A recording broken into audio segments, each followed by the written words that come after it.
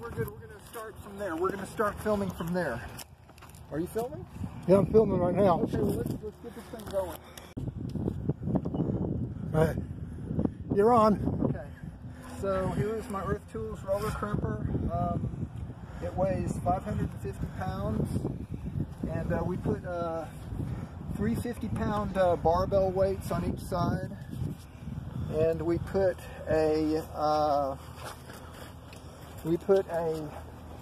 105-pound weight on the front bumper so that these wheels will have traction. These are 10-inch balloon tires that are used for zero radius turn riding lawnmowers, and we've adapted this to the BCS walk behind tractor.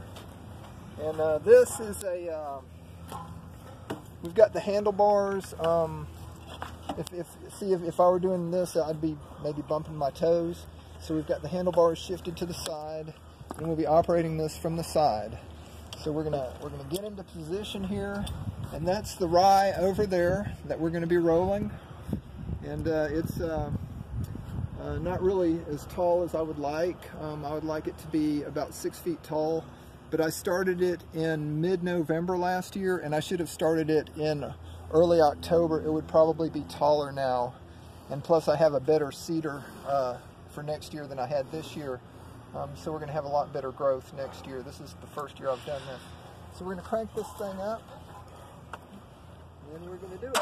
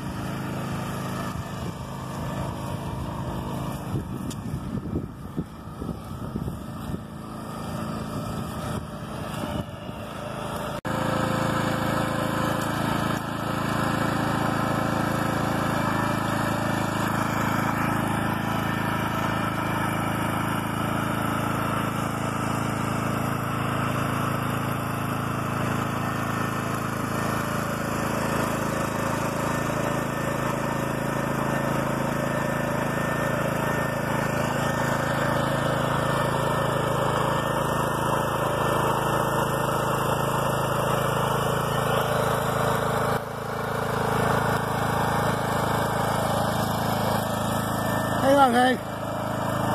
Hank! Hang on a minute. Okay. We had 550 pounds. It was 300 pounds of barbells, and the implement itself weighs 250 pounds.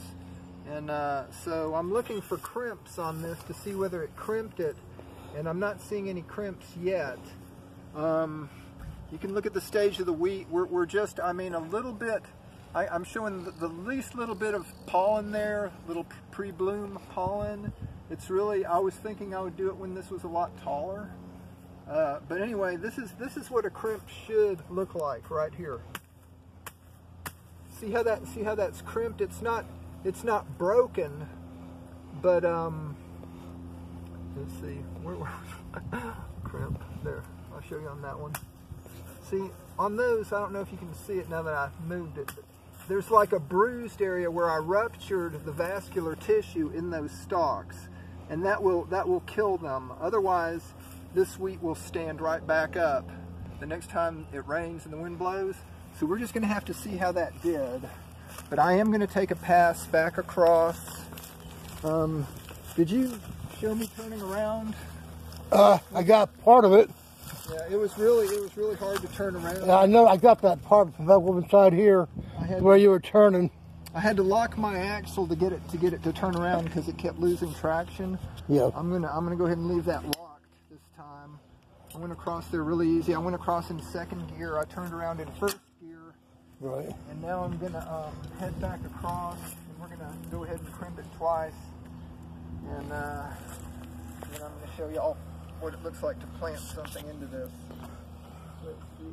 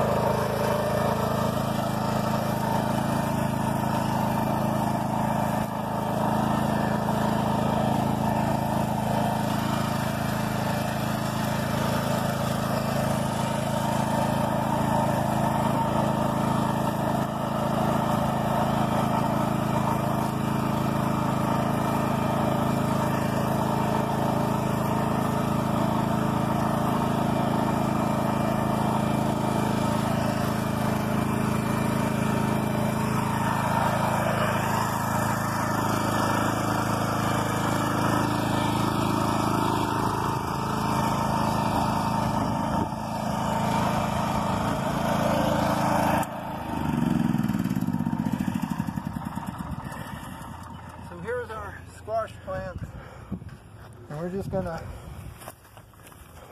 cut a hole in here.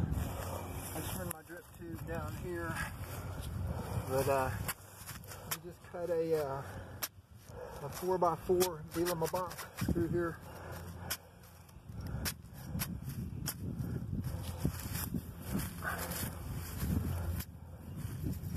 Well, I mean, this is obviously I've never done this before. I'll figure out a better way to do this later on, but I mean, this is just an idea. There, that's it. carving a pumpkin. Okay. So that's about how it's going to work right there. Just like that. You see my roots are not, it's not root bound yet. It's ready to spread into the ground. You just set that in there like that. And that will grow very naturally. The vines will, this rye gives the vines something to really grab onto. And of course, when this gets taller, I'll roll it too. But right now I'm going to let it grow because this is expensive stuff.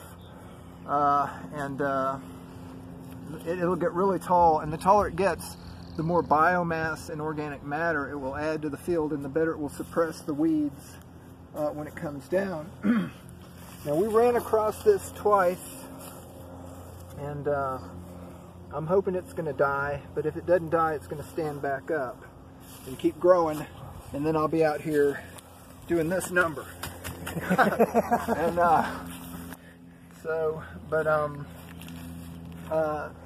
now I'm going to show you guys what I did with my tomatoes and bell peppers, because that hasn't even been rolled yet, and I went ahead and planted those before it was rolled.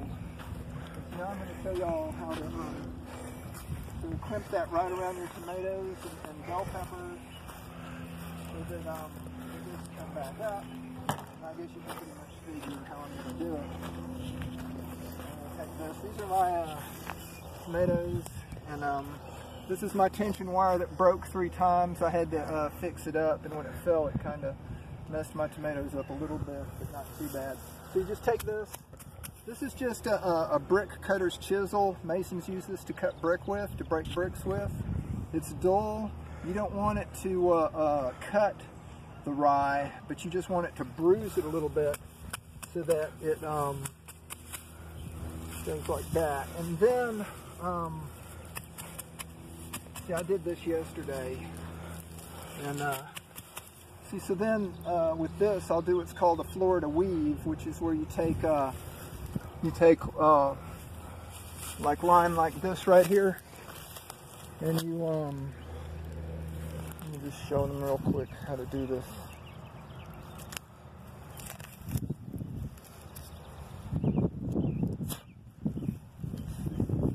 That is not going to be an ideal way to show them, because normally it's done a different way. If you take this and you weave it through here a little lower than that, I'm just showing you real quick how this goes. You do it like that, and then you do it like that, and then you come around on the other side and do it, and like that, and that keeps them up. So I just wanted to show them real quick how to do that. So then, once you do that, then I can come with the, once I get far enough away from these that I don't hit them with the roller crimper, then I can come and I can roll the rest of this later on. But rye is very nice because it, the roots put out a chemical that keep other weeds from germinating. One of the exceptions is vetch. And vetch is a legume that fixes nitrogen into the soil. And so yeah, that's it. I mean, just wherever you have some stuff standing up, like here, you just sweep it down with your hand. You give it a few pops. These were ready way before last frost, and the nice thing about doing this, planting them in the ground before I rolled this, is that normally when you take plants out of the hydroponic and you put them outside, the sun will burn them and the wind will buffet them, but the wheat protected them from too strong of a sun, and it's what's called hardening these up. And we actually got a frost. It got down to 29 degrees, and the rye helped protect them against that. And these have been planted now. Today is what, the 14th of April? Or the 15th? 17th. 17th, okay. Well, these have been in the ground now for about 3 weeks, at least 3 weeks. And normally people would say you're insane to put them out that quick, but now we'll get very early tomatoes. And you can see the rye is just starting to put out a little pollen. So I guess that's it for another week. How long was that video? How long was the video? Is it over? I'm still running right now, and it's at 15:56. Okay. Well, signing off until next time. This is Robert French from Hope Mills, North Carolina, and hope y'all have a good week, and love everybody.